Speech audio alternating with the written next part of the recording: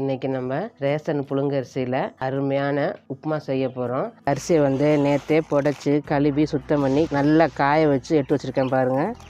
இப்போ இதை வந்து வறுத்துக்கணும். நல்லா ஆறுனதுக்கு அப்புறம் இந்த மாதிரி ரவா பாத்துக்கு அரைச்சி எடுத்துக்கோங்க. உடச்சிட்டு நல்லா காஞ்சிருச்சு. எண்ணெய் ஊற்றிக்கலாம். கடுகு போட்டுக்குவோம். பருமா கடுகு நல்லா வெடிச்சிச்சு. ஒரு 5-6 முந்திரி அதையும் போட்டுக்கலாம். போட்டோன்னு கிண்டணும், இன்னும் தீஞ்சு போயிடும். இது கூடவே பச்சை மிளகா சேர்த்துக்கலாம். ஒரு சின்ன பீஸ் இஞ்சி சின்ன சின்னதாக கட் பண்ணி வச்சுருக்கிறேன். வாசமாக இருக்கும். நல்லா முந்திரி நல்லா பொரிஞ்சிருச்சு. இப்போ வெங்காயம் சேர்த்துக்குவோம்.